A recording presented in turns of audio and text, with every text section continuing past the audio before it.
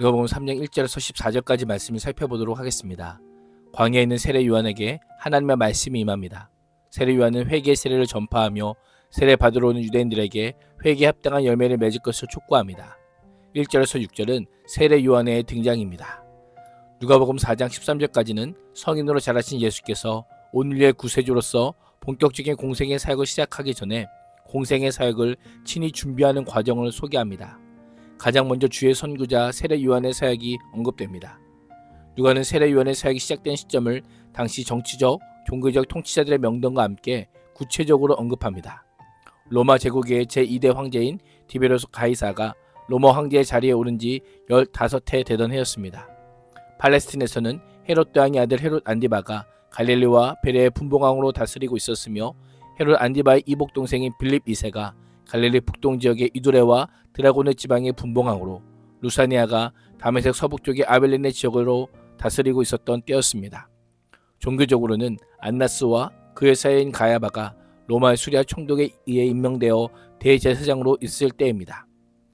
누가는 로마 역사에 대해 잘 알고 있는 이방인들을 위해 당시 헬라 사회 역사적 서술 기법을 도입하여 세례 요한이 역사적 인물이었을 뿐 아니라 이후에 소개할 예수님의 공생애가 확실한 역사적 배경 가운데 이루어졌음을 강조하고 있습니다. 힘으로 세상을 쥐락펴락하는 세상 권력과 종교 권력의 실세들 사이에서 이들과는 완벽하게 대조되는 요한의 모습을 보게 됩니다. 그는 궁전이나 공관, 왕궁과 성전같이 화려한 곳이 아닌 황량하고 척박한 광야 출신입니다. 광야는 그야말로 빈들입니다. 세상의 관심과 소리가 들리지 않는 무심히 버려진 땅이지만 그곳에서 요한에게 하나님의 말씀이 임합니다. 그렇습니다.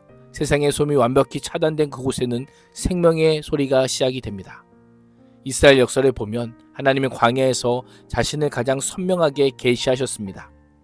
히브리어의 마라다와 광야의 어근이 서로 같습니다. 하나님은 광야에서 말씀하시는 분이십니다. 이스라엘에게 광야는 하나님께서 말씀하시는 설렘의 시간이요 하나님의 구원 역사를 기대하는 곳입니다. 그런 의미에서 우리 인생에도 오직 하나님만을 바라보며 하나님만을 기대하는 광야가 있어야 합니다. 하나님의 백성은 그 광야에서 구원의 은혜를 보게 되기 때문입니다. 사역을 시작하기 이전 요한의 주요 활동 무대는 매우 외롭고 사람들과는 동떨어진 유대 광야였습니다. 그러나 사역이 시작되자 비교적 사람을 잘 만날 수 있을 뿐 아니라 세례를 줄 수 있는 요단 강변으로 옮겨지게 됩니다. 요한은 제3을 받는 회개의 세례를 선포합니다. 하나님을 떠난 이스라엘 백성을 향해 돌아오라고 외칩니다. 사망에서 생명으로, 저주에서 복으로, 절망에서 희망으로 돌아서는 전인적인 돌이킴을 선포합니다. 이러한 선포는 약 700년 전에 이사야 선지자를 통한 예언의 성취입니다. 모든 육체가 하나님의 구원하심을 보게 하는 것이 요한의 사명이지만 오늘을 사는 그리스도인의 사명이기도 합니다. 듣는 자들은 돌이키고 준비해야 됩니다.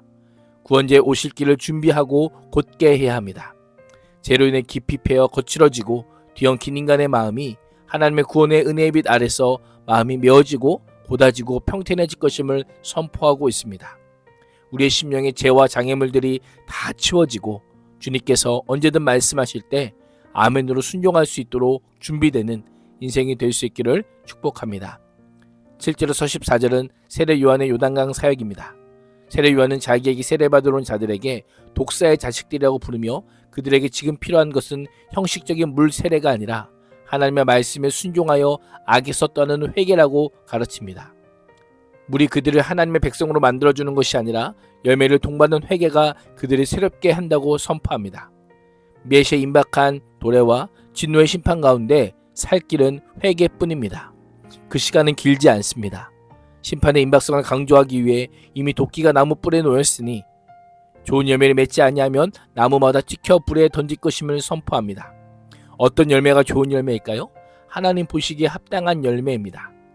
오랜 세월 이스라엘은 언약 백성의 지위와 특권을 아브라함 자손의 혈통적 관계로만 축소시키는 언약 본질을 오염시켰습니다. 아브라함의 자손이라면 심판도 면할 수 있다는 종교적 착각에 빠져 하나님과의 관계를 소홀히 하였던 것입니다.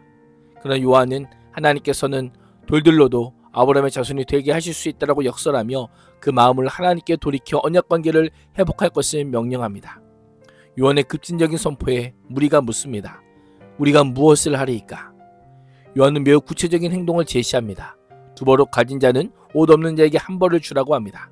금욕과 계명의 준수는 그들의 자랑거리였지만 그 정도가 아니라 마음의 정결은 물론 거기로부터 우러나오는 선한 행실을 통해 삶의 전반적인 돌이킴이 있어야 한다라고 강조하고 있습니다. 회개는 주권 교체 사건입니다. 세계관은 물론 인생의 목표와 방향이 완전히 변하는 사건입니다.